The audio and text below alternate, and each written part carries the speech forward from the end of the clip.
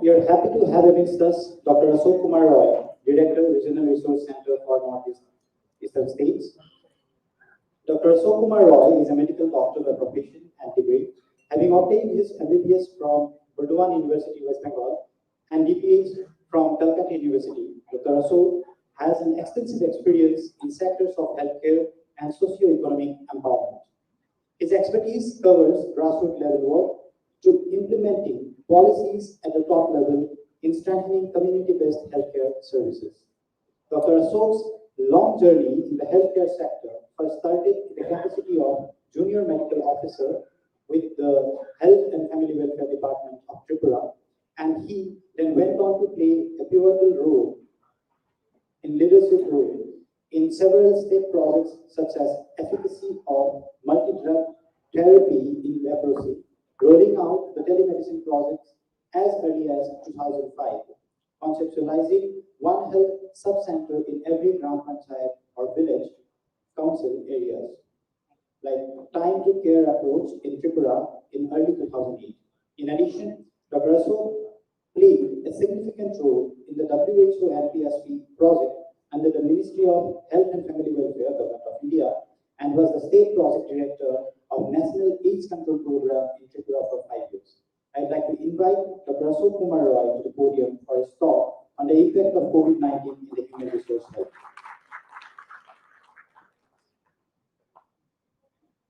As a token of appreciation for your gracious presence, Assam University would like to felicitate you, sir.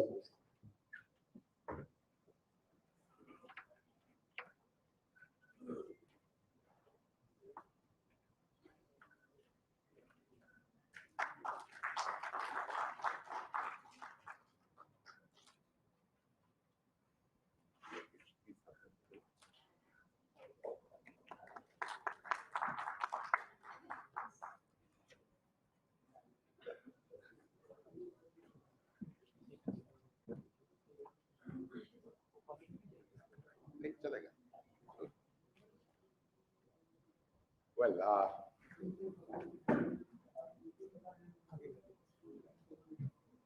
good afternoon.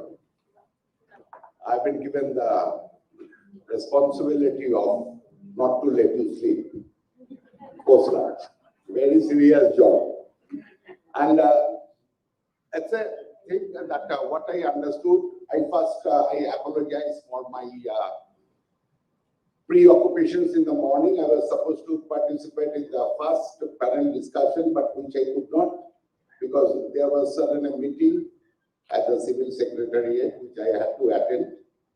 So I apologize to you all. And I heard that the first panel discussion was a great one, highly interactive one. So I missed it. Anyway, and second part, what I want to share here post-lunch, a little bit tough talk. I am from government sector. I understand that majority is from the corporate, private sector, and I'm basically from government sector. I'm now working in between. In between means the concept of consultancy and all those things to government in government sector is a bit a newer conception. Once I was asked when I returned from WHO assignment by the income tax officials, Doctor, sabka to salary batta hai, aapka khat kaise gaya? I was someone from the income tax office. So it happened in life. Anyway, so impact of COVID-19 on campus hiring.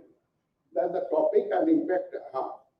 So actually what happened since March 2020, that pandemic, it impacted hugely on the whole process of recruitment, the job market, and everything.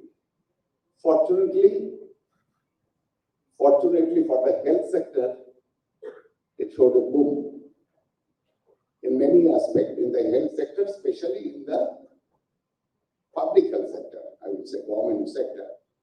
Because the impact of COVID-19 was different. As you know that the hospitality service it went down, any other angles, but the data interpreters and public health care professionals, nurses, in the public health sector, 20% asking.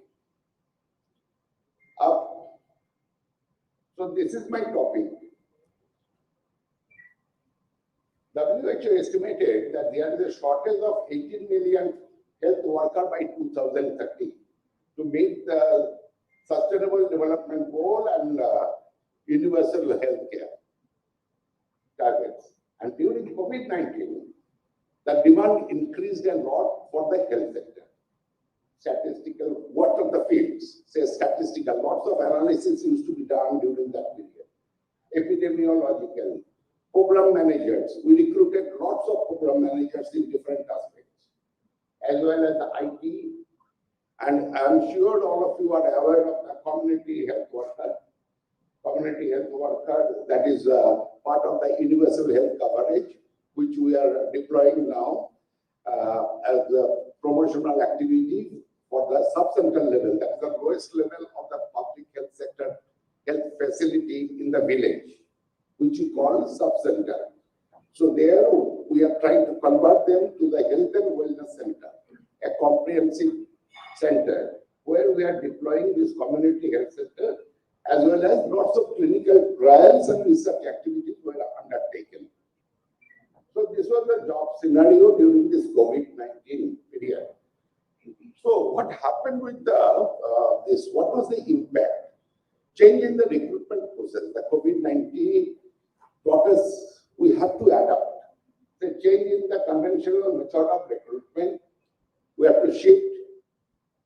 Here, when I say we means not only the recruiter, the interviewee also, the recruitee. We have to adapt to the newer perspective. Say change in the conventional method of recruitment from offline to online, then change in mode of training for the candidates for campus interview. Means offline to online. Online means there needs a lots of preparedness, both from the part of the interviewer as well as for the recruiting. Because of digital poor connectivity, you know that in India, internet penetration is around 36 to 37%. I'm not talking about only the Bombay, Delhi, Kolkata, or something like that. And in Northeast, how much is that? Sir, 2% more than 36%, sir. 38%. In average, what I'm talking. But practically, it's a bit difficult. I mean, it varies from service provider to service provider also. And side by side, it becomes a very tough exercise for the students. Here we are talking mainly of the campus interview. So that adaptation, students, it becomes a little bit a challenge for them. Say, change in mode of the training for the candidates for the campus interview. They need lots of practice, mock interview. Even the interviewer, the organization who are going for this sort of online campus interview, I would say, we did a lots of dry run among ourselves to adapt the new process of recruitment. We have to think, we have to be innovative also.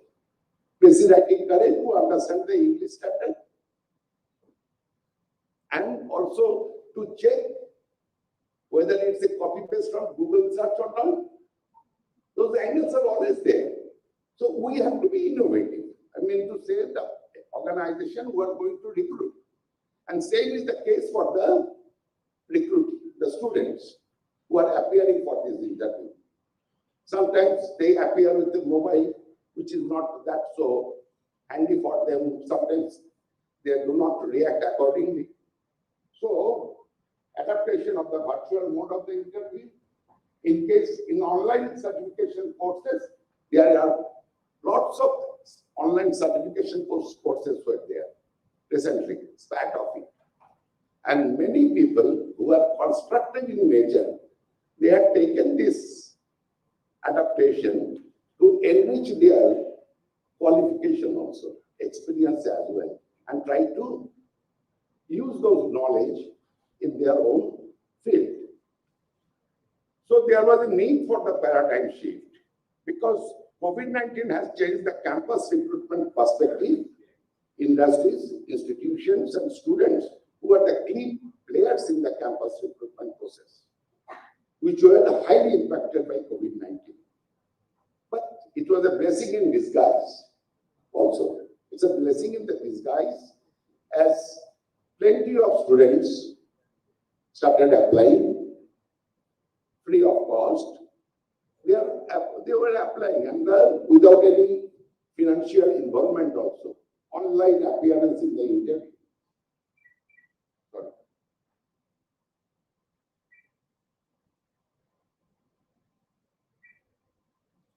So that's the thing. Change in the conventional method of recruitment, what we said already. And so these are the challenges, as I told already. Network connectivity issues, environmental factors, घर में पीछे से बच्चे का रोने का आवाज आ रहा है, आता है ना क्या? Lots of things are there. ठीक है. Timing for the interview. Somehow we failed the interview. Bola has we'll start at 10. We start at 10. But the last person to appear at 4 o'clock. Tired ho gaya. And sometimes they connect. We could not continue the interview process because of the poor connectivity. अच्छा भाई आधा घंटा पहले फिर आपको बड़ा आ जाना. All those midway connections, I will say. And there is limited scope of in-person observation. There were limited scope also. It was very difficult on part of us to assess somebody in such a short, in a distant mode also. Because we fail those emotional exposure, a little bit of stuttering, facial expressions, all these things. So, what we can learn from this pandemic, the redesigning the process of the recruitment and the institutions need to give a lot of practice to the students and training in the virtual platform to make them accustomed, and they can further hasten speeding up the networking with the prospective recruiting agencies like employers, and regular alumni meet will be very helpful. And there is one advantage. Staying in Guwahati, we can apply for a job or in Mumbai or Chennai without investment that much, and continue working from the comfort of your parental home. These things are there, but with a little bit of environmental challenges, which I mentioned earlier. Those things are also there. So everything comes with a plus and minus, I would say.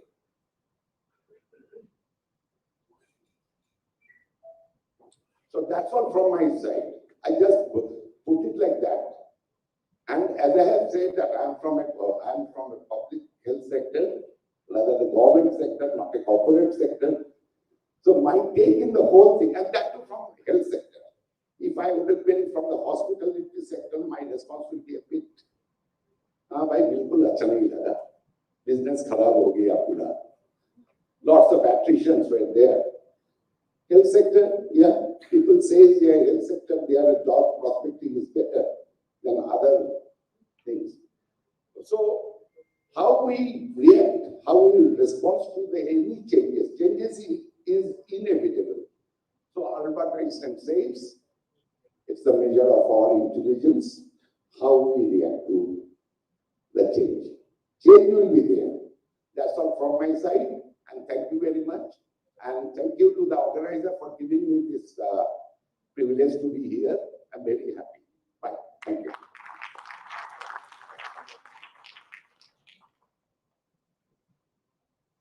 Any question, please? If any.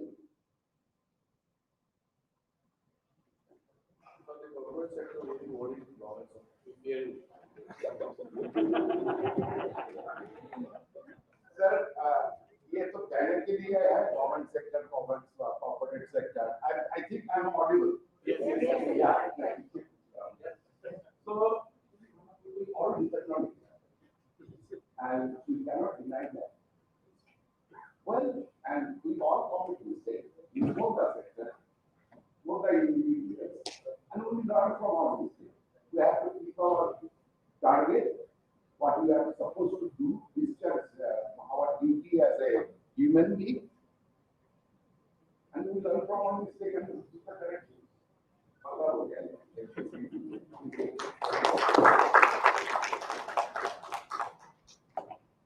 Thank you very much, sir. Next, we have the answer session wherein Mr. Akbar Ali Engineer, Sourcing Lead, Global COE, ThoughtWorks, will be speaking on redefining recruiting, technology, and its impact on using hiring tools. Akbar Ali Engineer, Global Sourcing Lead at ThoughtWorks, would prefer to be called Akbar or Mr. Engineer. Mr. Engineer is an active global speaker and a thought leader in the global sourcing community, focusing on improving and driving efficiency through innovation by using various sourcing tools and techniques.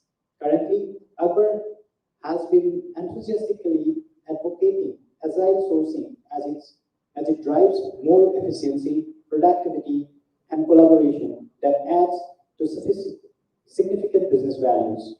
At ThoughtWorks, as Global Sourcing Lead, Mr. Engineer drives performance and delivery through the sourcing COE. Now I would like to request Mr. Akbar Ali Engineer to come up to the dais to deliver his talk.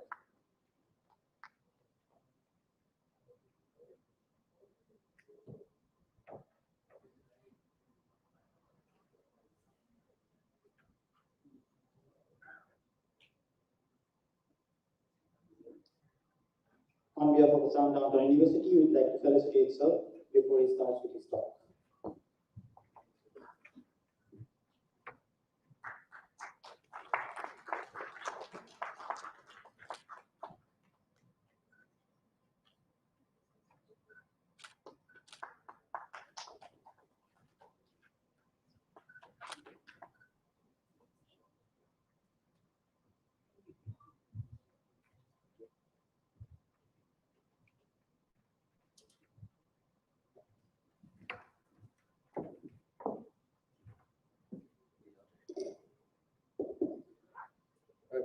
Good afternoon, everyone. My name is Akbar Ali Engineer. As Mr. Engineer was a joke, but shouldn't be called Mr. Engineer. You can call me Akbar.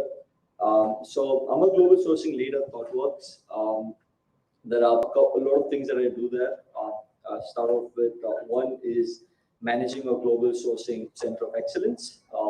What we do is we basically generate tech talent pipeline from all over the world. Into the regional recruiting teams. That is one part. I manage their performance, their deliveries. Started this team about 3 years ago. Currently a 16-member team that delivers pipeline. The other part is I've also built a strategic hiring team, a global strategic hiring team that kind of focuses on hiring talent into operational roles. So your finance, your marketing, your HR, mainly around that. Sorry, it's just distracting. So basically, that's a strategic hiring team that kind of work with, and I do market talent mapping. So I basically, work with our corporate development team to present talent maps or talent pipeline or map the talent in different regions, and also work with heads of recruiting to basically look at where the talent is. And then there's that's basically my role currently at ThoughtWorks. Prior to this, I worked with companies like Capgemini, ZS Associates, and a few other recruiting agencies. What we're going to be talking today is something interesting. This is, I know my next slide is actually going to be a GIF, which basically was supposed to be post lunch. So, we all are supposed to be not looking like this. So what we're going to be doing today is we're going to be talking about the most underrated sourcing tool that actually exists. Any answers around what the most underrated sourcing tool could look like? Sourcing, if everyone's aware, sourcing is basically finding people. So in recruiting, there are two parts. In the entire talent acquisition function, there are two parts: sourcing and recruiting. Recruiting is the entire funnel where people usually find people and hire people, go through the entire process, whereas sourcing is more defined towards finding. I work within that function. So a sourcing tool, according to me, the answer is definitely Google. We don't use Google as much to find people as much as we use it for all the other things, right? So before we start, we're going to do a quick activity. Everyone, get your mobile phones outside. So I'm sure we all use a mobile phone. Right, so we're going to try learning Google together. All right, there's some rules. I want everyone to be active around using this. Use the Google search bar. Whenever something pops up. Do not give any answers that might hurt anyone or offend anyone. So if you see some weird answers coming up on Google, make sure you don't speak out loud about it and have fun. Right, so these are some rules. So the first thing we're going to do is we're going to type on our Google search bar AskU, which is ASKEW. Okay. Someone will have to tell me what happens after you type that. Yeah. Okay. Okay. Just try and scroll down. See what happens. Do you see some difference in your page? Yeah. So your screen is actually tilted for some reason. Right? And that is what Google is. It's weird. It does weird things. And we need to understand why it does that. And kind of learn around that. Next thing, type this number into. So you go to Google Images, not just the search bar. Go to Google Images. Under the search bar, there will be images. So you click on that images, and then you type this number.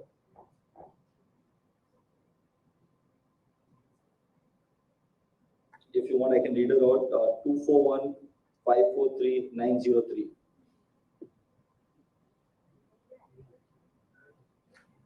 What do you see?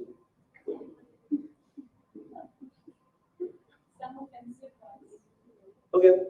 So if someone does. Yeah, okay. A lady. But usually you'll see, if you scroll, you'll see people putting their head in the fridge.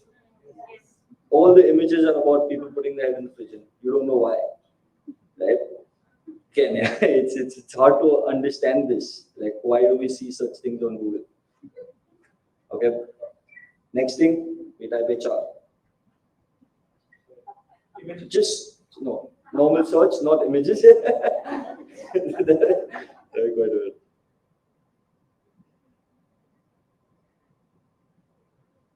All right, and it's really vague, right? You'll see the HR definition probably popping up, Wikipedia coming up first, and a lot of other things. All right, then you type Upgrade engineer. No, I'm joking. No, this is not. But yeah, okay. Again, something that you can type, but like it was a joke. Next, you're gonna type this. Okay, so what is this? It's gonna take some time for you to type. So what you're gonna type in is site:/in.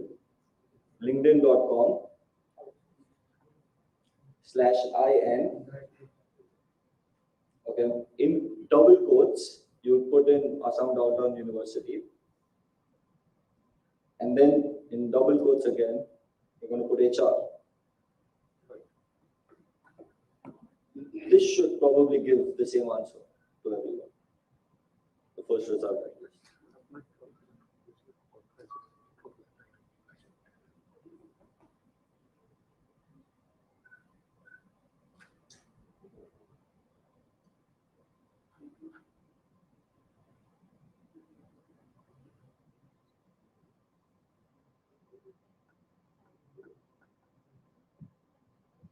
Any answers here?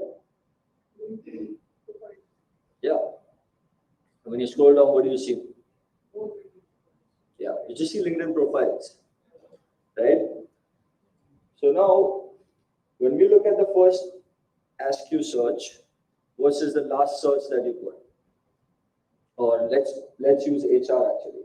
When you put the word HR and when you put this search, what was the difference that you found?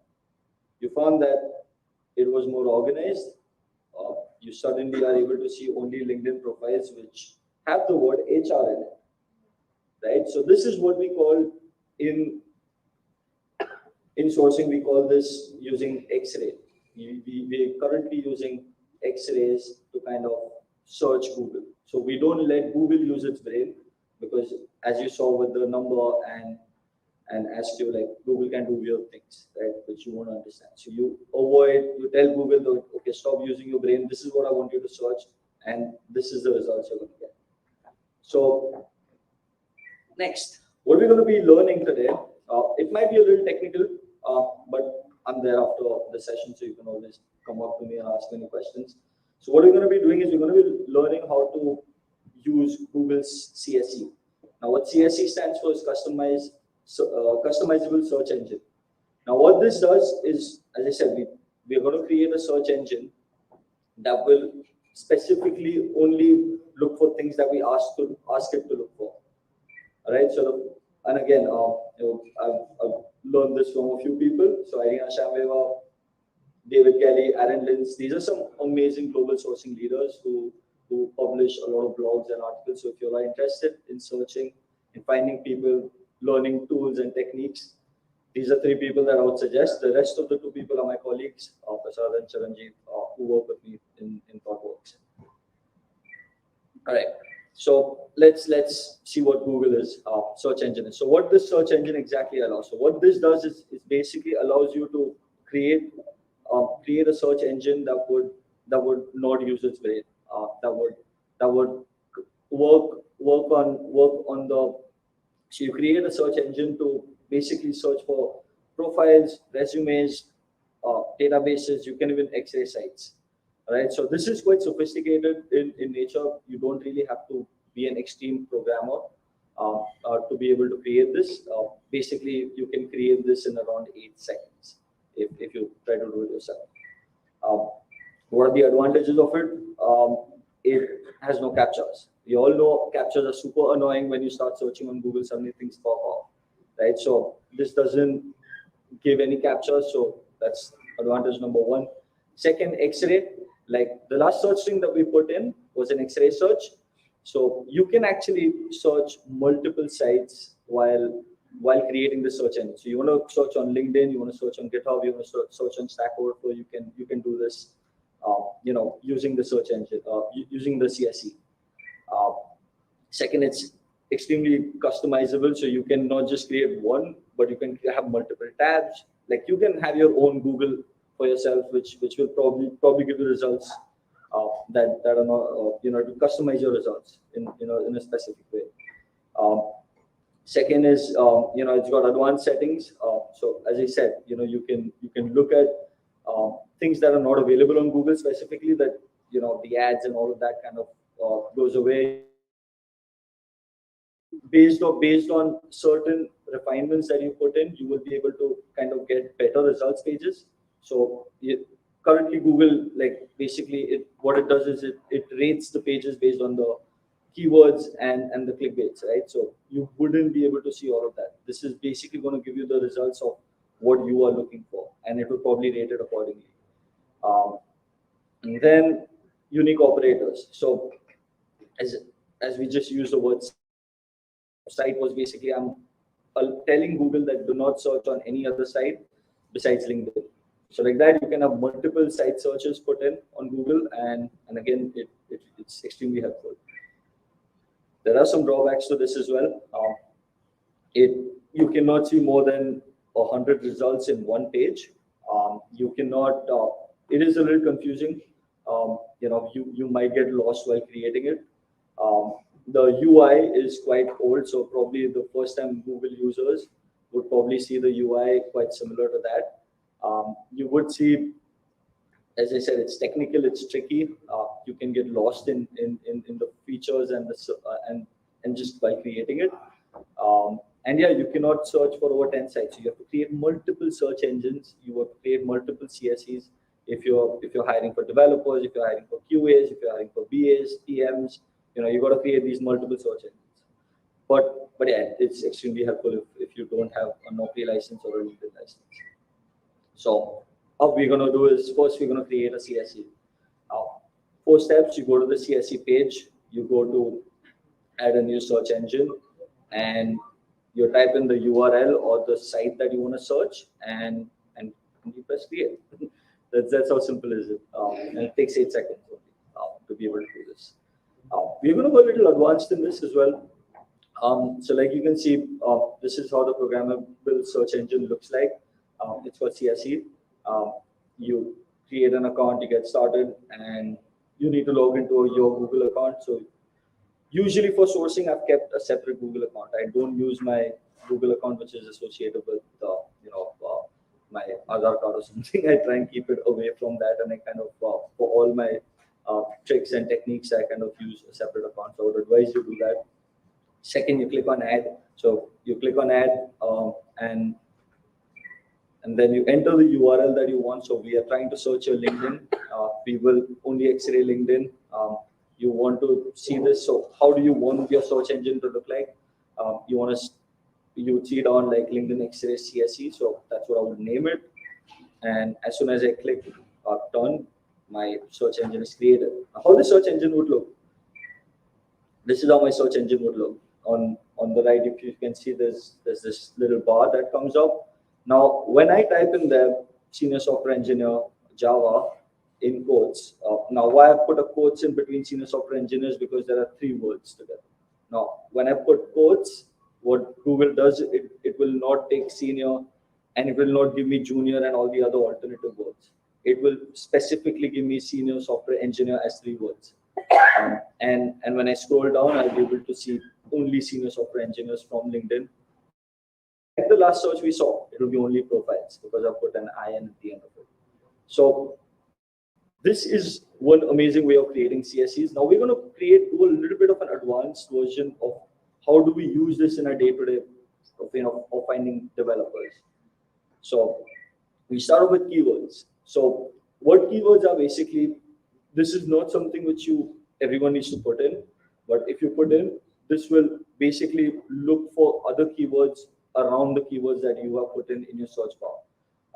They do not get included as keywords, but they will be looking for around people who mention, like say developer, programmer, engineer, or leads, or anything. All the words that are put in, this will kind of look for things in and around that.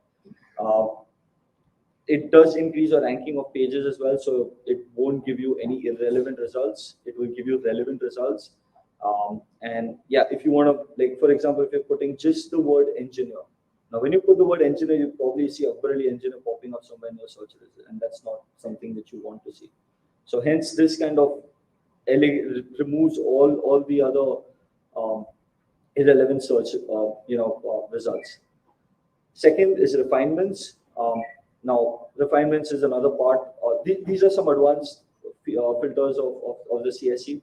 So what refinements does is basically it helps you kind of bifurcate your search. So if I want to see something specific, I say I'm looking for software engineers in Assam. I can create Assam as a refinement, and it will search for people only in Assam. So it just aesthetically looks a little bit better. So that's why refinements are technically always good to use. Now, how do we source or find people using CSE? All right. So we're going to take our first example of searching resumes. Like on Google, if someone said that resumes do exist, yes, do, and we can find people through that. So the first thing we're going to do is we're going to add like these 4 additional, so the asterisks in the beginning of the .com and after the .com basically means that look for anything that is .com/. Right. So these are 4 URLs, specific domains that I'll be looking for, because these are the places where I would get the resumes. The next thing I would do is I would probably want to look for people with Word doc resumes, because resumes are created on Word docs. So I would go to add refinement. I would put word there. In the facet refinement part, I would put file type.doc or file type.docs, which is Docker docs. Now, what does the word file type do? It basically, I'm again telling Google that give me any file on Google which is ending with a doc or a docs or Docker docs. Now, like you can see below that, I've also put other refinements of documents and PDFs and text files as well. Now, when I create a label, what the label does is it will search for people in the .com domain, the edu domain, the .net domain, the org domain, and the file type search that I put as well. Now, how will all this pan out? It will pan out something like this. So, basically, when I create this CSV for myself, I would see, and I can put in the search whatever I want. I can put Java, I can put .net, I can put marketing or finance, and when I click on Word, it will only give me all the Word documents. Now, the thing that I've highlighted, these are all individual people resumes, so that are out on public domains and which is very easily findable for individuals. The next example would be PDF. So again, when I click on PDF on top, these are refinements that I've used. So when I click on PDF, you'll be able to see, I can see other PDF profiles as well. Now, these are some hidden resumes that also exist with the URLs, right? With the .com, edus, and .net. So I would again create a refinement called hidden resumes. I would put in audio. So in title, again, there's some Google operators which you will have to learn about if you want to create this and use this. So in title is something that on a Google search bar that you see the blue line. So whenever you search for something and there's this highlighted blue line, that blue line is basically your title. So what I am asking Google right now is that search for on the title as resume or CV and remove all the samples. So the minus sample, the minus example, the minus templates, I'm asking it that do not give me anything that has this in your search. And when I click OK, I would again just keep it as a label. I would create a refinement there where I'm putting hidden resumes. And when I do that, I do get a lot of people with, and again, this is just Pune, so just as an example. So the result is quite less, 4,200 is quite less. On Google, we see like millions and billions. But this is quite relevant, and I can definitely go ahead and click on them and see where to find them. All right. The next thing we're going to do is, yes, finding resumes and all of that is good, but how we cannot look at a resume and be like, okay, that's good, right? We need the email addresses, we need something to reach out to people.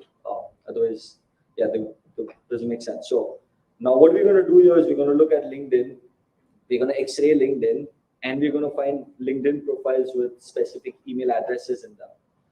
So the same thing, we put a refinement of linkedin.com/in. The /in is basically for profiles.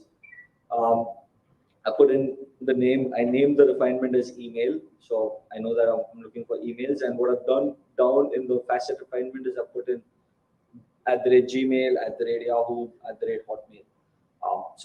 And you can put a lot more. So all the other domains that you have, you can probably put that. You can put edu as well. I know a lot of colleges have edus. So @edu as well, you can put in. And the asterisks basically keep it open. And yeah, I'll create a label called email. And now when I look at LinkedIn profiles, if I'm looking for a Pega developer, which is a very hard skill to find, if I'm looking for a Pega developer in Pune, I would find a LinkedIn profile with the email address beneath that. And again, it gives me a very specific list of 4,500 people which I can reach out to at any given time. And next we're going to do is mobile numbers. So again, when I go to mobile numbers, I want to see LinkedIn profiles that specifically come up with mobile numbers. And I'm going to use the same setup. I'm going to use the refinement as LinkedIn.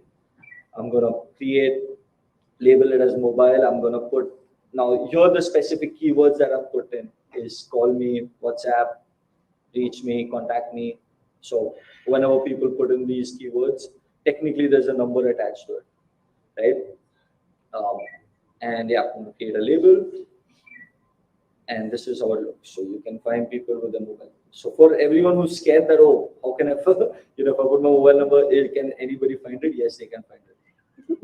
So yeah, unless and until you really want to be reached out, professionally, you should avoid keeping your personal mobile number, which has your debit cards and credit cards attached to it. This is scary as well to a certain extent. I don't keep my mobile number on my LinkedIn profile, but this is also something that people do to get jobs. If people like me are out there looking for them, I will find them and I will technically get them a job. I won't misuse it. But this is also, yes, one part of Google that you will see that a lot of your data is actually out there. But people do put it out for good use, and people like us who are doing the good work by finding people and giving them jobs, we should use it for their benefits. And the next thing is diversity. So I know, at least at ThoughtWorks, we focus on diversity quite extensively, where we want, next year our goal is to touch 40% as an organization. And this is something that we, generally look at, whether it's generally around underrepresented minority groups and women. So we call it WUGM. But this is something that we use to even find people, and we can use it on Google. Right. So we create a setup. We put in again LinkedIn, because that's the go-to place for everything. We create a refinement called diversity. We put in. Now, in the facet refinement, what I've done is I basically put all the keywords that you would find on a female profile, like she, women, lady. So this also kind of looks at your entire LinkedIn profile and kind of searches all of that. So remember that whatever you want to create your CSE for under the facet refinement, you have to put in specific details. It needs to be a Boolean, so that Google understands it. And yeah, I create a label called diversity. And this is how it looks. So when I'm looking for a developer in Mumbai, yes, this is not 100% correct. Sometimes I'd say basically works around 80%, because sometimes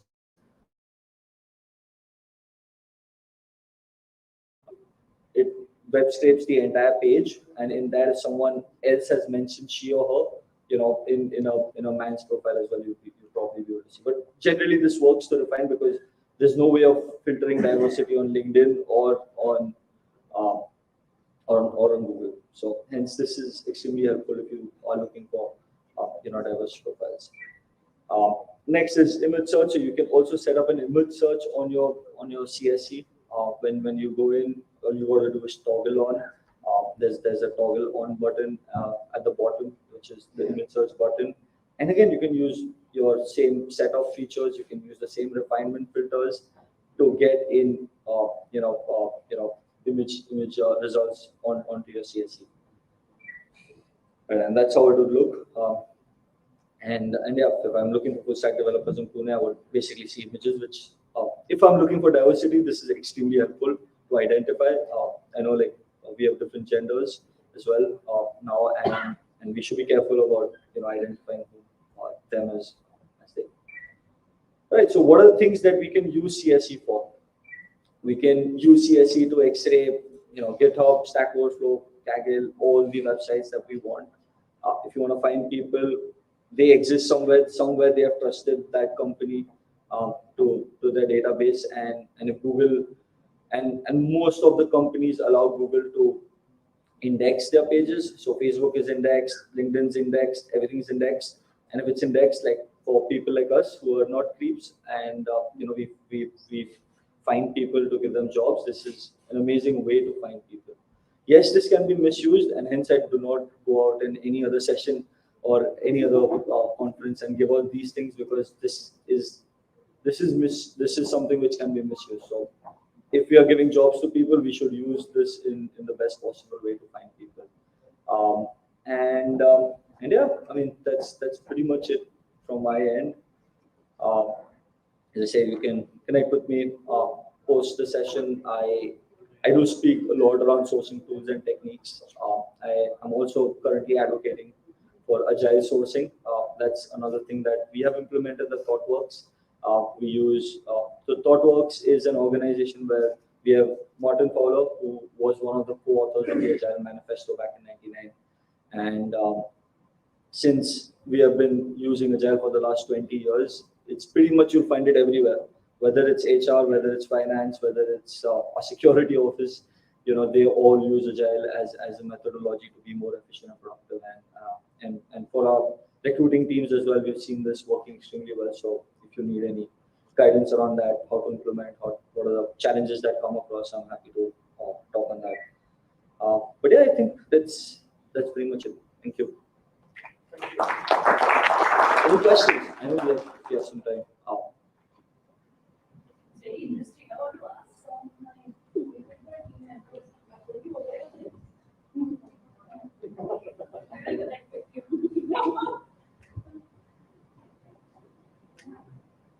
So this is csc.com. Anyone can go and so we can access csc.com. Yeah, it's Google CSE, so you just have Google CSE and it'll pop up. Anyone can use it, right? It's just this is accessible for everyone. How come? We don't know. Sourcing is quite new. Just generally in terms of like finding people, we are so dependent on Naukri, and that we don't end up going to any other source. And if you honestly ask me like whether I use it in my day-to-day work, no, I don't. But do I know how to use it? Yes. So if in case I don't find a data engineer who is I can't find on LinkedIn, I would go to Kaggle and find a data engineer. So just having that ability, that knowledge is extremely important. There are a lot of YouTube channels. There are a lot of there's this guy called Johnny Campbell on YouTube. He's an amazing guy. I think he's been advocating sourcing and sourcing tools and techniques for the last 15 years. And I'm talking like globally. So it is something which is very new to India, which people don't really use searching techniques or search techniques to find people. We are quite like how we're going to get people with this much notice period, this much CTC, and we're good enough to hire them. Right. So that's one of the reasons why you would know. But there are a lot of blogs. There's this conference. There's this forum. I would say knowledge sharing forum called SourceCon, based out of US. They have like tons of blogs and articles on how to use these search techniques. But yeah, you find like a lot of knowledge out there just available for free. Technology hiring, I think, is for really good companies like ours. Yep. Yep. I have a question. As this is as we have just scrolled down everything. So what I see is completely generalized. I'm quite audible to you. Yeah. But for other people. Okay, then I'll shut it out. So my question is that. Okay. It's on. Yeah. So is it something the generalized specification you have mentioned about? So I just want to know, like as you have mentioned, it can be used by every employer, right? So apart from that, do you have any kind of provision to customize it as part of company's requirement? Any option out there? Yeah. If you're looking for a marketing professional, you can customize this to make it marketing. I hire technologists, so I've given technology examples because I would know that. But like if you're hiring marketing people, if you're hiring finance people, whatever field, in the manufacturing space, if you're hiring automobile specialists, you can, or mechanical engineers or something, you can always customize it the way you want to get people. My question is like that. If any company wants to just use it for their specific use, you would have to create this. This is not something which comes, it's not Yes, a product yes, which you can buy. You have to sit and learn how to do this. There are, as I said, there are YouTube videos. I can share my presentation with you as well. why I'm reading it is most of the time we employers spend most of the time in doing posting in jobs in Naukri, in LinkedIn, but the response we get and in fact there are so many unrelevant CVs came to us, and if we spoil our time in going through all these things, I think this kind of customized program can help us a lot. Yes. Post and praise is referred to as quite so. Yeah. I'm very scared of the seagull. Anything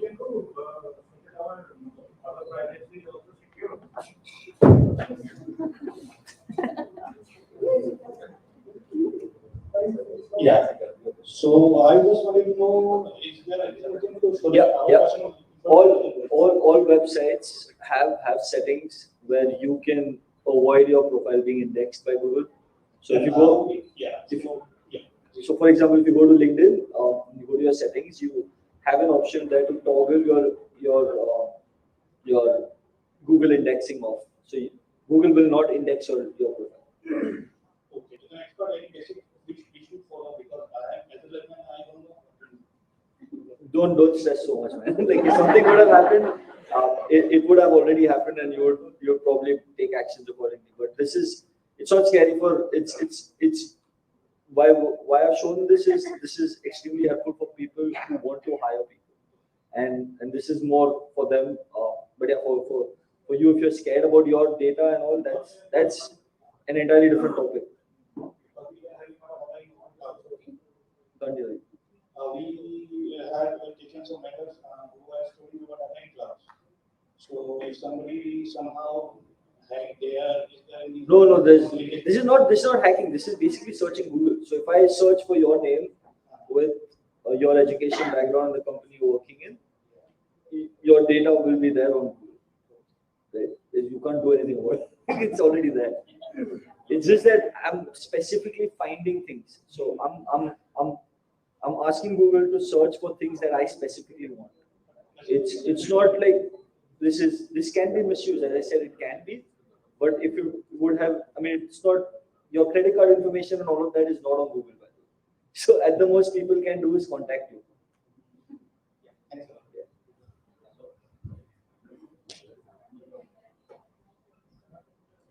I think you're scared most of the Yeah, I know.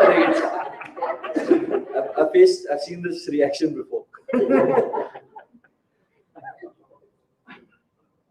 will end up deleting it. Many will end up deleting a few accounts. I'm sorry? Many will end up deleting a few accounts. Yeah, I know. Actually, the same thing happened to me. My last assignment was telecom, where we were using telecom services and data all over the world. And now I am working with bank, and they have taught me a lot of cybersecurity systems. Now I'm scared to use my own telephone. Yeah. When you work with cybersecurity, you get it. So thank you for this session. So actually, I've been using Google on Google and on LinkedIn for a while now, but this CSC part actually I did not know about. And thank you for the session. It's very it'll be very helpful for the recruiters. So I just have one query. So does it have an option to filter the LinkedIn profiles who are open to work? Open to work it is quite. I don't think it's out there yet. There's no way to at the most you can find is you can do an image search with open to work, and I think it does give you, because LinkedIn has put that that circle around open to work around their image, so that is searchable. But again, there's no specific X-ray or there's no specific operator that will give you that. Even location is quite hard actually right now to X-ray, but yeah. Yeah. So actually, why did I ask? Because when I was using Bullet, and if I get 10 profiles, and if I approach them for a job, but most of them, maybe they are not looking for a change, or maybe they have recently switched.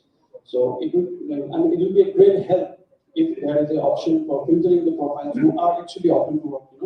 They will bring down the number to. Yep. Yeah. Okay. Thank you very much. Cool. All right. Thank you. Is there any possibility of scraping the data from CSC? Yeah, there is. There are tools out there that allow you. I think there's data miner. So is it under the legality of Google, or just because previously recruiters also used to scrape data from LinkedIn, but nowadays LinkedIn has modified the system so that the scraping is, at least right now, is not so simple as it was before. No, it is. It is quite possible. So you can use Chrome extensions to do this specifically if you. But I would avoid scraping data and keeping it on your system, because just generally that's not a good thing. But if you're finding people and you're reaching out to them, yeah, I think that's what you're going to use scraping for generally. Thanks so much. Cool. Yep. Thank you. Thank you. Thank you. Is it available in slide share? Like, whatever you took us through, Just your PPT. He's asking about your. Yeah. Whatever you took us through, the slide that you've just taken us through, is it available in slide share or any other source from where you can reference the slide? reach out to me on LinkedIn. I can share it. Thanks. That was a wonderful session, actually. Thank you so much.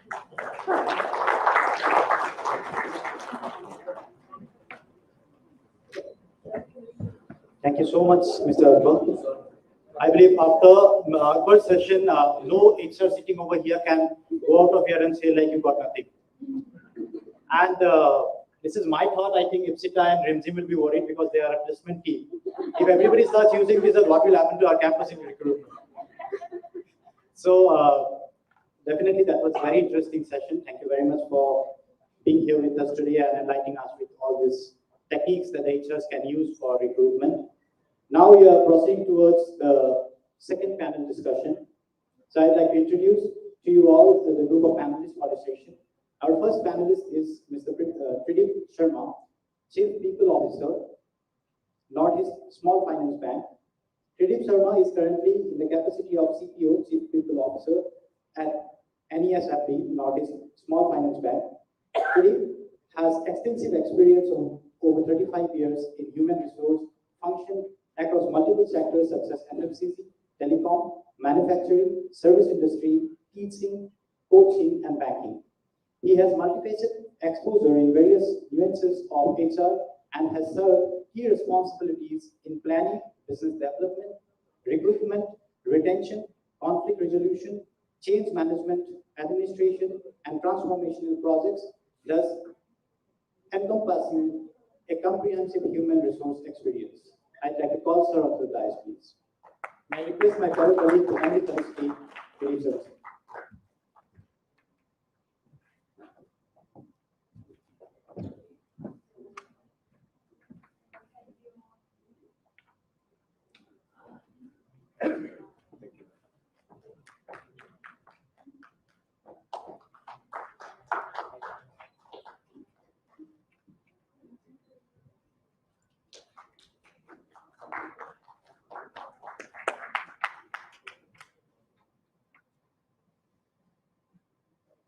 So you can please take this.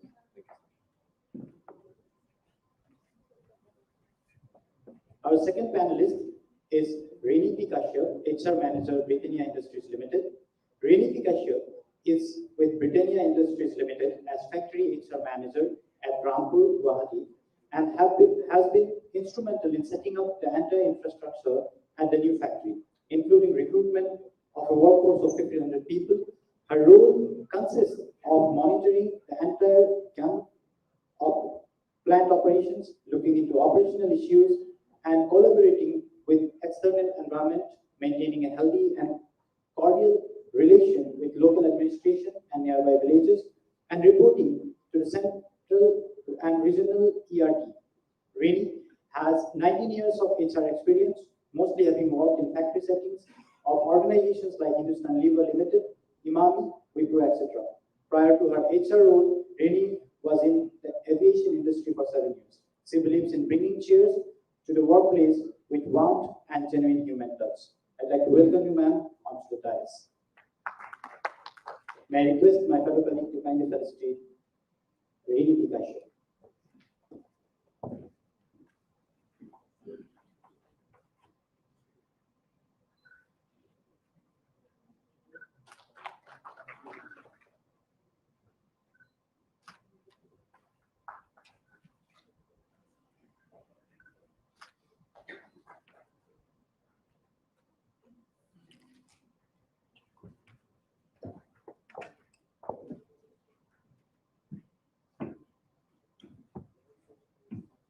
Our next panelist is Mr. Divaka Dev, Head HR, North Zone, Dabur India Limited. Divaka Dev is currently heading HR at Dabur India Limited, North Region. Divaka has over 16 years of state experience as an HR professional in a generalized role, smoothly aligning business vision through HR relations amongst the vast employee base working remotely is one of his core competencies. Devarga has functional exposure in HR in various sectors like FMCG, insurance, data processing, center, KPO, etc. I'd like to welcome Devarga Dev on the desk. May I request my fellow colleague to kindly felicitate Devarga.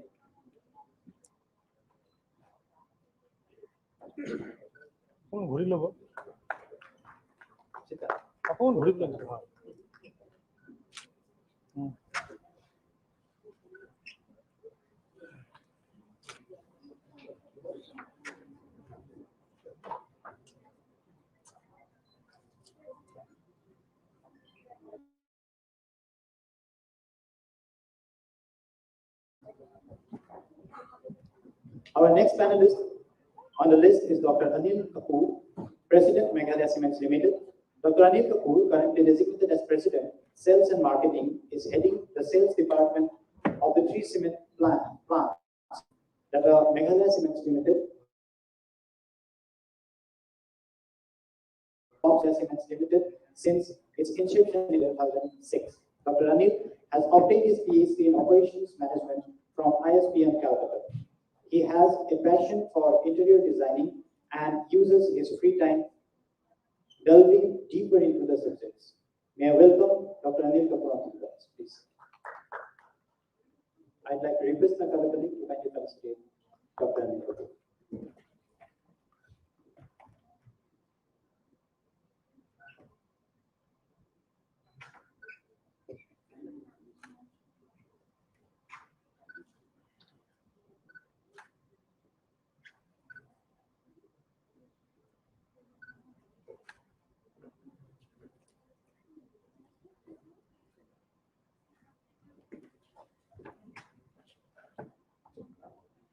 Our next panelist for the session and moderator for the session is Mr. Ramesh Ahmed, HR Manager, Addition Group, Guwahati. Ramesh Ahmed is currently working for Addition Group, armed with over 17 years of experience in the hotel industry and over 10 years of experience in HR training. Ramesh has worked with major Indian and international brands like Oberoi Hotels, Demontre Hotels, Radisson Hotels, Accor Hotels, among many others, and brings with him a bouquet of valuable hotel management experience. I'd like to welcome you onto the rise. May I request my fellow colleague to kindly felicitate Mr. Ramesh Ahmed.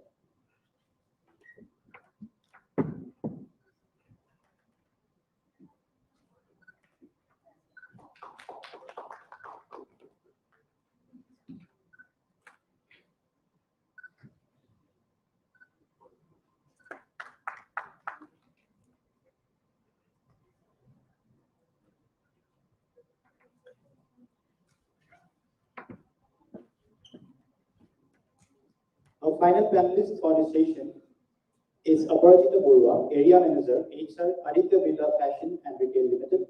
Aparajita Barua is retail HR professional, presently associated with AdtU Birla Fashion Retails as Area Manager HR, was also associated with Future Group as Strategic HR Leader of Northeast and North Bengal, has experience of more than 14 years in strategic HR management in matrix structure with focused talent management, optimal utilization of resource, organization development, employee retention, and change management.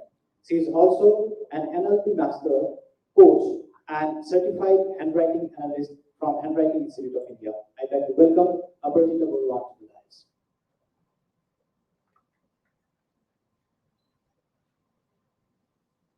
On behalf of Assam University, we would like to felicitate ma'am.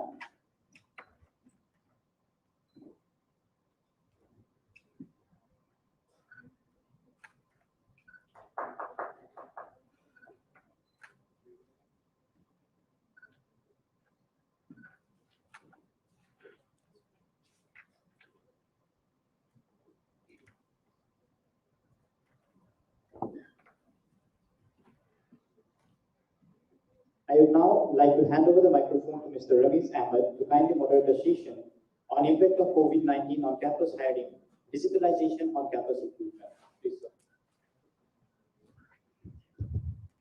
Great. So thank you, Rinjim, and the rest of the faculty members for giving us this opportunity to meet together.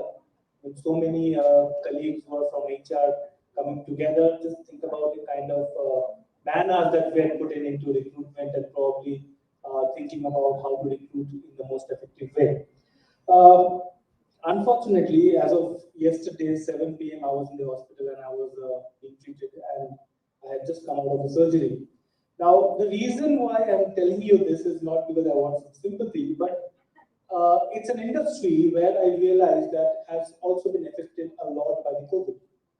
Okay, and there are a lot of industries like the hospitality industry, the hospitals.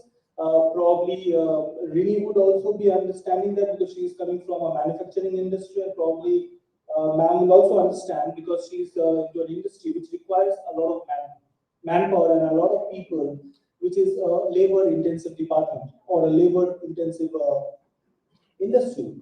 So the recruitment over there becomes a little difficult and becomes probably 10 people in a month or 15 people in a month, which probably I had been doing in a corporate setup before I joined Radisson Blue. Over here, we have been recruiting probably in a bulk.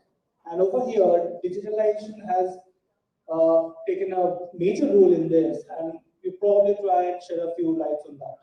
So, would like to start with it. All right, so since everyone wants me to start with, so let me tell you a little anecdote about how things have really changed and why it is important to actually control digitalization also, and not just blindly follow an AI and let the AI do all the work for us.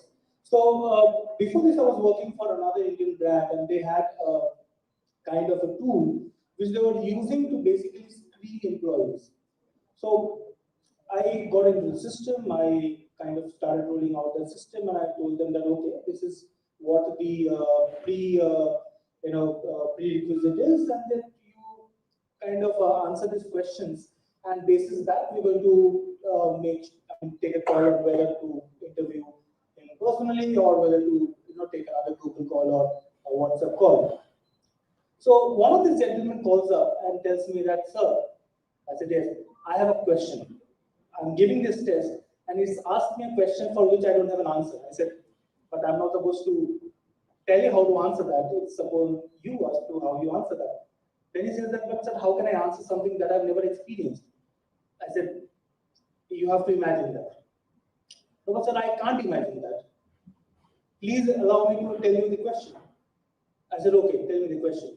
So the question was, and this is the question, that you have to choose between, you have to prioritize, because basically the AI wants to understand how he prioritizes between various family members in his team to understand what is the emotional quotient. So the question is, you have to prioritize between whom will you prioritize between your wife, your spouse, your children, and your parents. He said, sir, but I'm not married and I don't have children. So you understand what I'm trying to come at. So during this time, we have been employing so much of digitalization in this that at times we're not even experimenting that on ourselves as to whether that is applicable or whether we can use that to the kind of extent that we think we can use it. I mean, when Akbar came, and it was an amazing session when he did that. A lot of us were scared as to, okay, something like this exists. We were not thinking of the application, but we were thinking about, okay, what happens to us? And are we socially secure? What about the data? Okay, I need to get out of this session as soon as possible and delete this. So that's what technology does to us, and this is what we have to understand, that when we talk about using digitalization, can the end user actually be the kind of person that can actually understand that and appropriately use that? So this is very important when we do mass hiring, especially in a labor-intensive role where people might not be that intellectually strong. Okay, that's my viewpoint, and probably I can ask Rini ma'am to shed some light on that. See, for our industry, like he said, labor intensive. That's right. We have two types of people working there. Those who are highly qualified. There are people who are from the villages. Basically, it's a manufacturing setup. So we need people who can do the job. Okay, so hiring is like, it was so tough because ours is a new industry here we have set up, and it's the food industry. So we had a hiring process of altogether, I cannot call it so modern. So we hired the people, and our main intention was to hire female. Female orientation was, our orientation towards female employees was too high. So, and being in Guwahati, and it's in the outskirts of Guwahati, rural Guwahati, even then we had to struggle to hire the female. Forget about digital world. Going home, talking to the village headmen, talking to each and every person in the family, the local pressure groups, various types of people we need to touch. There are various touch points, and get these people come to work and work with us. And in the first session, we have heard what was most important is the people connect. That was the only thing what I feel anywhere you work, whatever industry you work, just like you've seen, I've been in the aviation industry, whether it's in a manufacturing setup, whether it's in a technology industry, it's the people. End of the day, it's the people, how we connect with them, how we welcome them to our community, our culture, that is more important. And another thing what I would highlight in this is that hiring of the qualified people, the engineers, the quality, the food technologists, there we need to work in a different angle. And what we do in this time, during the COVID, yes, we were lucky enough, we did not have attrition because there was a job scarcity, and as a manufacturing, we did not have any break. We just had 2 days lockdown. Since it was a food industry, we continued with our manufacturing process. So there was no, and we had given an extra incentive, so people worked throughout the year. There was no break. In fact, we had paid incentives. Only thing what we had done for hiring is the referral scheme was very much in, because somebody knew someone who is needy, who has lost a job. If there's any vacancy, we hardly had 1% vacancy, and we filled it up with that. So these two types of hirings are actually, the poles apart. But I think it's end of the day, it's the people, the connect, the culture, and the communication is very important. Thank you. Thank you, Ms. Kashyap. Would anybody like to add some points to that? See, what I have a feeling, and when we are discussing in our campus environment, and we are addressing corporate faculties as well as students, and we were talking of digitization in campus hiring to be specific. I feel that there is a lot to look at our end also, because technology adoption at both the sides has happened very smoothly. Technology, infrastructure, these are all things which can be bought in. And every organization, every campus is doing it smoothly. But what I feel is the preparedness that as a recruiter we should be doing. It's something very important, because we should be having some parameters, certain things in mind when we sit for an online recruitment. I feel that we should have the criteria very set in, that what are the criteria that I'm looking for, so that I don't bring in non-interested or non-criteria fitting people into the audience and spend some time online. We should have a very standardized process, the screening and everything. That is important, that again the filtering is right, so that when you're online, your attention span generally falls down. You are not doing face-to-face that you can bring back your attention. Once your attention is lost, there is no external force to bring it back. You're sitting at your home and doing an interview. So it is very important to have standardization. It is very important also to have legally set processes that the online screening or the online way or the AI or digitization, whatever we are doing, should be legal, should be discrimination sensitive. It should not throw up things which are discriminatory in nature maybe. So these are pre-preparations which we as a recruiter should be doing. And we should be doing like, we always have a campus that you prepare your candidates about the organization. And in online interviews, when the screening and everything is over and we have around 10 people to be interviewed, I feel it is very important for me as a recruiter to know about the candidate also. The pre-psychometric test or the assessment that has happened, we should not sit without knowing about that all the candidate. We never have a tendency, we sit at the interview and then start knowing the candidate. So pre-preparation about the candidate is also, I feel, is important during this online versions. So this movement of on-campus to online campus, recruiter responsibilities are this.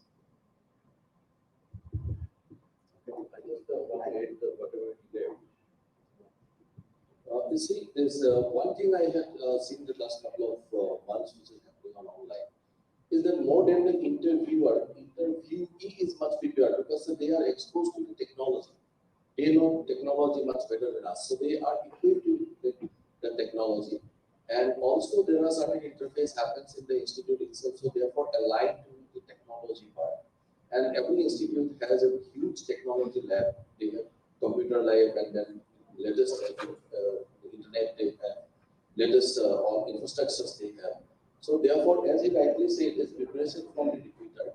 But the most important part we'd like to highlight is that post-interview, because now this COVID intervention, as morning we have heard that any kind of intervention that happens with humankind, like from the COVID, is temporary. It's only stay for some time, and human being could always go and the medical team, the scientist team is overnight working. We have the vaccinations today. But the question here is that this new way of working, which is AdtU, new way of working, which is happening across the industry, and more particularly the industry like us, the banking sector, which is more of internalized today. It's not there. Brick and mortar structure is no more, and you can transfer money from the cinema hall and from the airport itself.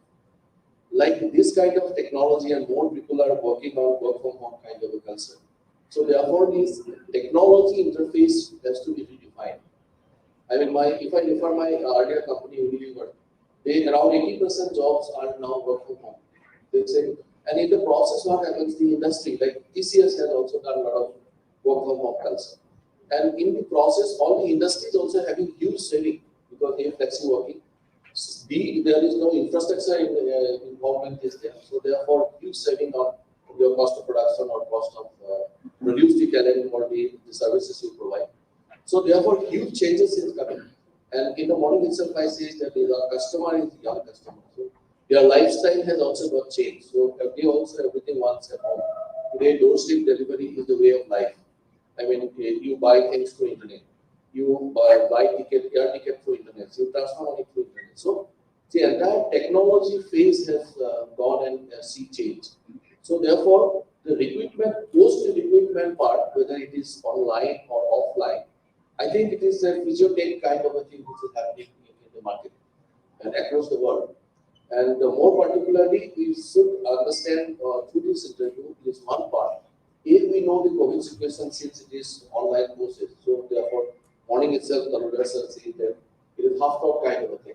And probably once we have the offline classes, it will top up.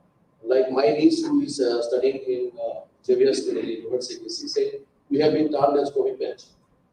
My son who has already cleared his Ivy League college now, Europe, he is about to go, he is staying back because we are not allowing him to go. And he is also saying that we are COVID batch. So therefore, this terminology of COVID batch taught us one thing, that post-equipment, in the term of industry interface, we have a lot of things to do. Like we hire the ready-hand talents we call buy. And then we also recruit the freshers. We call it as a fresh recruitment. So buy and develop, these are the two combinations has to happen so that industry has the young blood, which is agile, and at the same time we have the experienced people who are also supporting the young stars. So both these put together, my thought process is that not the question of which process we are adopting to a young talent. Morning I said that a funky looking guy, I recruited him for my bank because I am least bothered what he is wearing. Because I know that today 80% customers are young people because it is young India. So it's okay. But at the same time, tomorrow if I induct you in the banking process, in the process itself, through the culture itself, you will learn how to behave. So that part can be developed through implementation. But the question here is that hiring the right talent, whether it is in physical mode or in internet mode, is the attitude. What kind of attitudinal change we can bring to his mind? That is more important. I still recall sitting in dice when somebody asked me from Hindustan department, I moved from Guwahati to Hindustan department. The question asked to me, are you mobile? And at a young age, out of television, I said that I am also mobile. And I have to pay for that because they have taken me to around 19 countries of the world of India. So in that 19 countries, what I have seen in advance, and today that is happening in India. So it is really hyper-raising. The kind of change happens in industries and the kind of changes happens in the institute. And the last but not least, I would also urge upon to Downtown University, who has is a pioneer, is one of the third university. And when Mr. Agarwal morning said that US has 4,000 universities and India has 1,000, I would say that if this online courses or the offline class of boot is way today, even Guwahati happens. Yesterday was online. So we should have a lot of satellite kind of downtown in our rural areas. Because my experience and Rindi's experience are the same. When I raised Unilever factory in we recruited around 90% boys from villages. And today they are operating the robotized machines in manufacturing, and that too also human consumption kind of a product. So real talents available in the rural places. It is not in metro. Metros are there to retire 20%. But 70-80% talents are in rural India. And we also know that internet penetration or mobile penetration is 38-39% because I worked in telecom in my earlier assignment. So therefore, we should have a lot of satellite downtowns in rural areas from where we can, from here we can penetrate education to them, prepare them for industry tomorrow, and then people like us can go and then recruit. This is what I'm sharing with you. Probably a lot of other things. Very well said, and there are a lot of points that is very apt for the session. Ma'am, would you like to add something to it? Yeah, definitely. So, like, if we see like past 2 years where we were and where we now, because in that time you see the new normal has impacted us so much. They have left some kind of butterfly effect on us. Like the business goes omnichannel. And why the only business should go omnichannel? So right now the campuses are also going omnichannel. Few are doing some off campuses, few are doing still the online campuses. Like, and one more important thing is here is also that this technology is not a luxury now. Few days back it was the luxury. Yes, some campuses are doing online. Like if they recruit someone from Northeast, they have to conduct some kind of Skype interviews only. But that Skype has been now completely and comprehensively replaced by Teams meeting, Google Meet, Zoom meeting, etc. So if I see like last couple of days, in fact last month only, I was actually traveling for campus recruitment only. So visiting so many campuses like Manipur University, like in fact in Guwahati also done have some cool campuses. We use someone asks in the morning first channel like panel 1. Like how to validate this AI-based technology with a physical round of interviews. I would like to answer it that now also because someone has answered, but still I want to add some pointers because I have practiced that. And when I see that there is a round called velocity in our company, we done it for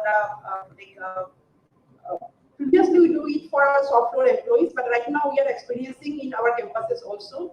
So we just took some challenge. Let us validate the accuracy of this course. So it is completely surprising to our fact that whom we have selected in the off campuses or the personal round of interviews, the score they scored in the round of all these things are completely going in line.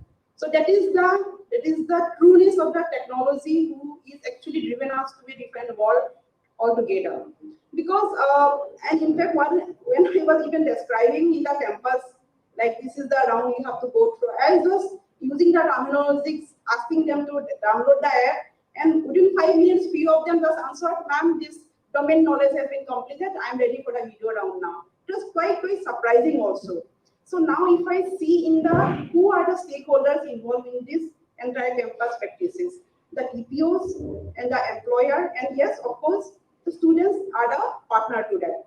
So if we see how they are accustomed with all these pieces of technology, as I already mentioned, technology is a necessity now, it is not a luxury. So everyone has to be in the same page to explore all these things. Because if someone is not knowing anything, then the person will be obsolete in the market. I can see right now, if you see, everybody have their own kid. I have my kid of 7-year-old. Since the terms we are learning now, they are also accustomed right now because they are doing online platform practices. So what kind of mannerism they have to face, they have to interact during the session when it is going on, they are fine equipped. They know how, when to mute, when to speak out, all these things. So this technology is accustomed now.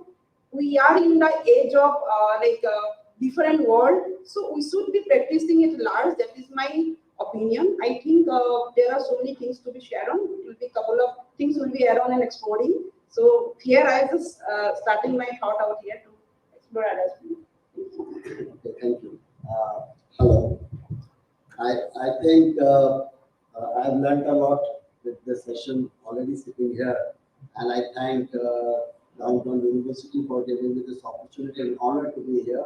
I thank Engineer Sir also for giving us the CESC. Coming from there, I would like to add upon that this impact of COVID-19 on campus recruitment has been very, very severe, not only for the students but also for the industry. How it happens, I tell you, that industries have taken steps of cutting salaries, reducing manpower during the COVID since March, and there was a turmoil when the lockdown was there, and that added already people sitting as a student to be recruited, their numbers added when people came out.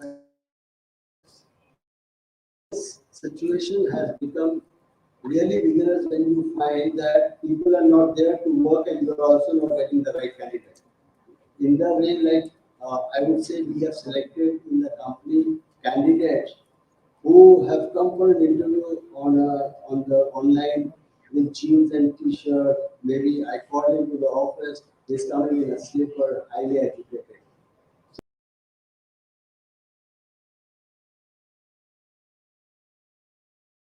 Company side as well as the student side. So this, by within 1.5 years or 2 years, I think that development has taken place. How to, like one of you was saying, that how to present yourself through a mobile or even online through Zoom. So that now when you are taking interviews on the through online, you can understand that they are presentable. You can talk to them, and their net is also working. They have to prove themselves. So there has been a setback from the industry's point of view that I can tell you from our company, we were having 30 vacancies and we don't have candidates. Now, yesterday we had campus interview there, so I said take as many as you can because we are not calling them for interview. Online, we are not getting the proper, like you said that you have to have a post-interview, you have to have face-to-face interaction. That is not happening. So basically, suffering is huge from the industry point of view that we need a right candidate because one of you has also mentioned that not a single industry will take incompetent person. Everybody wants a competent person, however we recruit. Similarly, there is a problem for the university. The university have bunch of students who have to be recruited. They, like one of you said, that they have become a COVID student. Here again for the students, there is one thing that this is a challenge for them. Because every day when internet came, since when you call from 1980s or 90s to 2000, the world is changing very fast. Internet coming in, the world has changed really. The changes have become 3 years, 4 years, before having 20 years or 25 years. Now change is happening every day. And COVID, I think, has taught us to acute challenge or to face the challenges every day, face the changes every day, which is happening towards the industry side as well as the student side.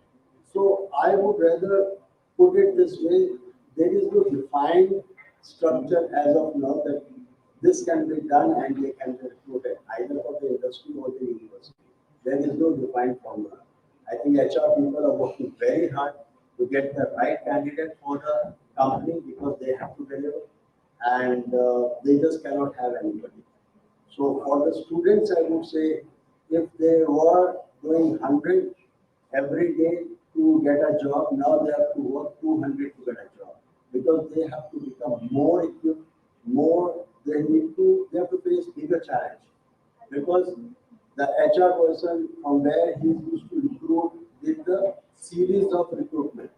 Now he is going to go very short and because he has a talent, he knows who to recruit. But are you competent enough to complete his requirement in the given, maybe through online or face to face? So there is a very big gap now. So here, I think universities have to play the role to equip them as fast as possible because there is a requirement in the market. Because the job cannot happen and sectors like IT has developed in a big way. Sectors like medical, hospitalization has done wonders. And now since COVID is slowing down, other sectors are going to open up very fast. Aviation has opened up.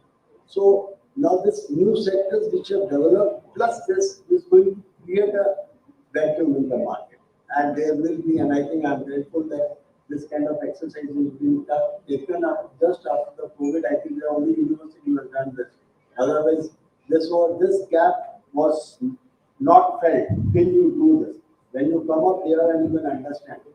I can tell you, we have recruited people. The students need to be also given a training where they should be able to equip from the structure from college 2 years home. They were studying from home. Now they straight away going to the company. This batch that is in a very difficult session. So my daughter, she is in the last year. She completed her graduation this year. They have requested the university to go back for at least 3-4 months. It was 2 years since March last year to 2020. They have not gone to the university. Now that is a different state of mind, actually the COVID students, than the regular student. So making a candidate a regular, I think their college is calling them back to for 6 months to have some kind of whatever gaps are there to make up. So I think the responsibility has become doubled from the industry point of view that we need to look into the right candidates, how best way the HR can do. And again, multiple responsibility has gone up with the university where they need to upgrade the student, not the way they were doing earlier, but putting some more exercises, whereby doing extra classes, extra courses, or anything extra that will help them to build their knowledge. And putting both the combinations together, I think this impact can be reduced as much as possible. And this kind of exercise will definitely help us to get closer and reduce the impact as much as possible. Thank you. Thank you, Dr. Kapoor. And because of paucity of time, we'll have to probably end it over here. And probably Mr. Kapoor could have, he had really rounded up the session. Is there any questions from the crowd in the front? The audiences, would they have any questions for the panel? Yes, sir.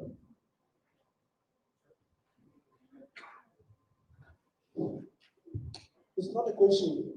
Right from the morning, I've heard about the whole process, and I must thank some downtown university and the academic leadership of Mr. Jyotish Pandey have taken a very concrete step towards this particular line. And in the morning session also, they have talked about the incubation center. Mr. Dhananjay has rightly pointed about the changing of the university's curriculum this thing has again now come.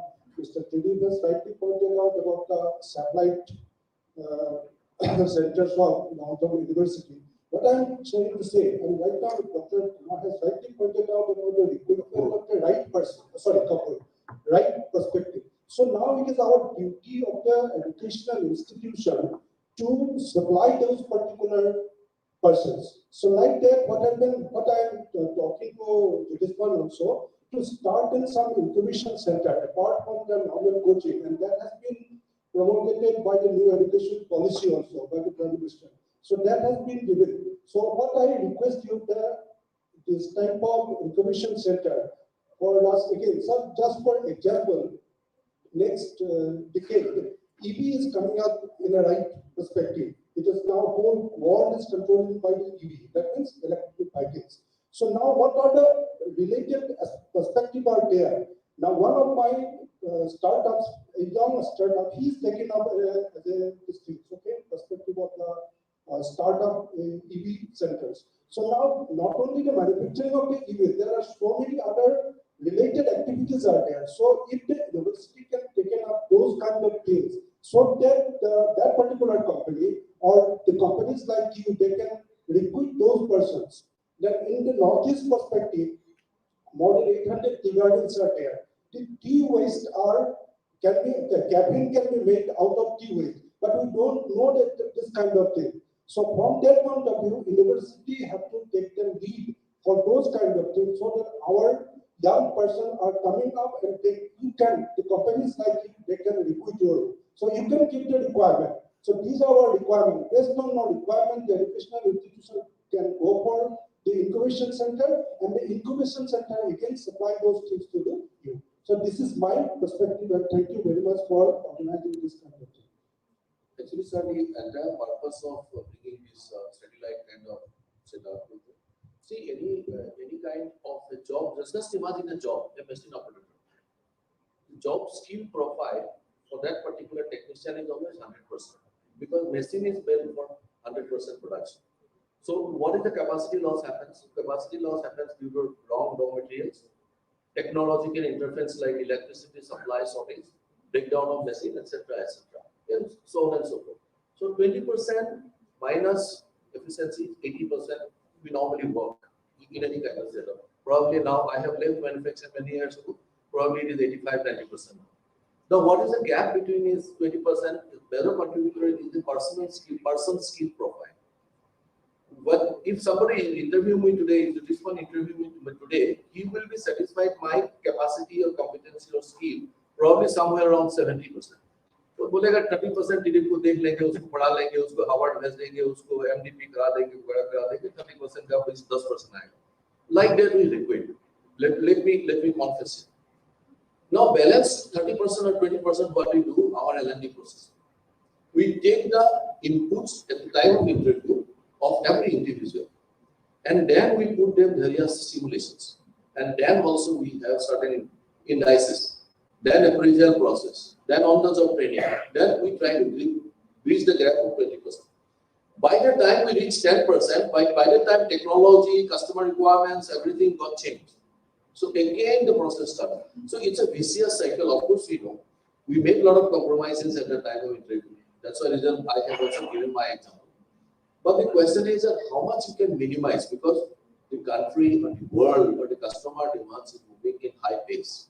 So therefore, we'll have to someone catch the pace. So therefore, this kind of satellite process, getting right talent, infusing education to the real area is also responsible. 15 months down the line, when I retire, I have already spoken to the government. Government is also coming up. So I would like to be involved in skill building kind of thing, not the skill building what government is saying, sorry to say that. The actual skill building, how to cook a good curry, because we have a lot of restaurants coming, hotels coming. How to make a good mason, so who can make a good house. So those kind of skill building which is required in the society. So those things are there. Me and my team is working. So this is what we just wanted to tell you, is that why we need to go more of rural, because urbanization we have seen to some extent. It is now rural India which is going to make the difference, the economical difference. Therefore, SMBs, the small finance bank. Therefore, the institute. So therefore, Therefore, the technology which has been transferred. As I said, internet is available everywhere. Today, you can see the world maps, cricket match sitting and village also. So now, if we don't do that, then you are creating a lot of criminals. As I had said, that earlier was in mobile, I used to promote mobile. Now I'm worried to use my mobile because the cyber security is an issue for me. So those kind of things we will discuss. We will come back to you once again. So like, I'd like to add on to this, because We'll take just two more. Yeah. I'm sure that few of them have the slides. Given the topic to discuss, so it's quite interesting actually. Because if we see from a learning perspective point of view, where do people learn? At our age, where we learn, we hardly see the Disney movies at that time because it was not so readily available in TVs. So, but we learn from the Ramayana, Mahabharata, Yapansaranta Kathas. But if you right now, if you see where these kids learn now, so the learning platform has been said, be it village, be it towns or wherever. So their learning perspective has been different, and their value, their beliefs, and their behavior is somehow it is different. So I think this is the right chunk of people where the if the university is taking any steps, it is very readily available for them also to engage with that kind of chunk. Because earlier it was not possible, right now it is possible. And the university is taking steps, and hence the TPOs, stakeholders, everyone can come forward, engage themselves, and if the engaged environment create up, it will, I'm sure it will open up more possibilities. People can come out, the majority of young person will be readily available. Employer did not to struggle to find out some talent in the market also. Yeah, I would just Pradeep said right now that we need to have satellite institutions and all. See, certain things we can take care of, but digitally everything. But on the ground level, where I would request all the institutions to take up are the very small things like, we are we do not get plumbers, we do not get good electricians, we do not get good fitters. ITIs are there, but they are not upgraded to that level where they can learn as per the industries which are coming up with new technologies. So I think the universities or the institutions should take up certain courses. With this, even for us, we are in the baking industry. We do not have bakers here. Baking of biscuits, baking of cakes in a large scale, not into a bakery shop, but as per the industry. So these are the sectors where besides for hiring, we need to go to outside Assam. We need to go to industries where they are already working. We need to coach them. That's what we are doing. Paying them higher salary. We get them from Ahmedabad, we get it from the north, we get them from the south. Assam does not have. Somebody who knows baking, somebody who knows plumbing, they are very poor in that sector. So I think this type of small institutions where skill base is very important. Because people will learn all these things which are coming, upgraded, new things, internet, even a kid knows about it. But certain people, the rural people are yet to come out. They know how to use all those things whichever is at the mobile phone, they know. But do they really know how to work? Where will they go? We switch jobs, our children switch jobs, they do not switch jobs. They'll stick to one industry. Or maybe they'll go to Bangalore, they'll go to Kerala, where they can work in a mall or somewhere else. You go to Bangalore, you'll find everyone from the beauty parlor to the airport, you'll find all from Northeast India. Why they are moving out? Because there are more opportunities here. So we need to build up the small industries where they can learn, they can take up jobs. Thank you. Thank you, everyone. So I'll try and sum it up. A lot of points discussed, but some of the key takes over here is let's start with Mr. Devaru, right? So he pointed out a lot of things where we need to also understand that nobody was prepared for COVID-19, and we have all tried to actually introduce a lot of new probably procedures and processes and probably technology to actually take campus recruitment or to hire people. But we also need to make sure that they are within the legal bounds, and we need to have set standard processes so that we as employers and as institutes, we are also safe. we cannot deny the fact that the next step is to have online interviews and to have remote interviews. There is no escaping that. Certain areas you cannot, like let's say if I have to hire a cook, like she said, if I have to hire a fitter, I cannot hire him without looking at him. I cannot just ask, okay, cook a curry online and show me. Cannot do that. Probably that's not the best way. But for most of the kind of interviews or most of the times when we interview, we have to depend on probably online platforms. But when we use that, or as a company, when we try and finalize on that, we have to be extremely mindful on whether that is actually working and probably sampling that, like Ms. Aparajita said that she had actually sampled it, to see that whether or not it actually works. Because there might be plenty of companies which will just try and sell you something, but it will not work, right? So sampling that becomes very important. And finally, as we said that, I would like to say that almost for a year in our industry, probably every time somebody was saying that, okay, are you conducting a campus interview? For the last 2 years, I've been saying no. But probably from this year to the middle of this year, we have been saying yes. And every time they said, so when are you coming to our institute? We are saying, I'm not coming down. And how many people are you going to hire?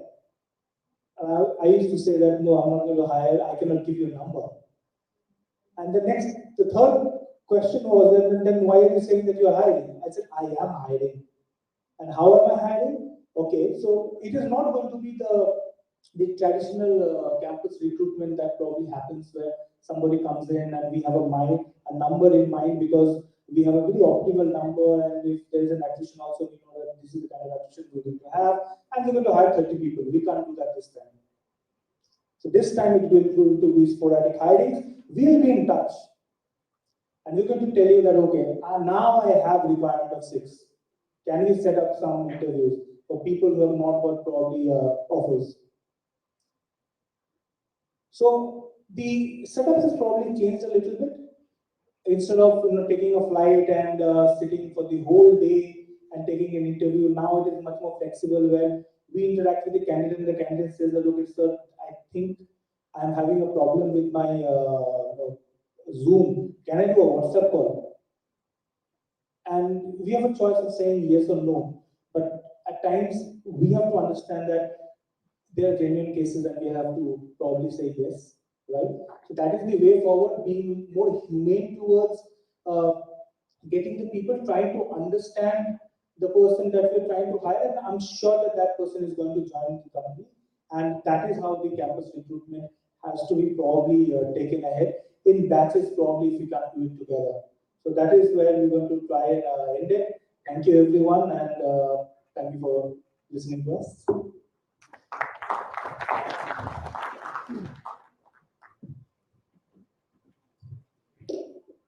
Thank you, Mr. Ramesh, for moderating the session. I understand and I deeply believe that both the sessions have been very interesting, and we could go on hearing these talented people speak, but there's a time constraint. There are a few of our panelists who have flights to catch, so we'll have to wind it up here. So with this, we come to the end of first HR Conclave organized by Assam University. And we'd like to see you again, or see you all again in our campus or in the future events that will be organized in the times to come. This is at the beginning. We had just put a humble foot forward, and we definitely will be making it grand and bigger in the days to come. So thank you all very much. Now I'd like to request Ms. Epsita Bora and Mrs. Rimjim Bora to pronounce the vote of thanks, please. Thank you.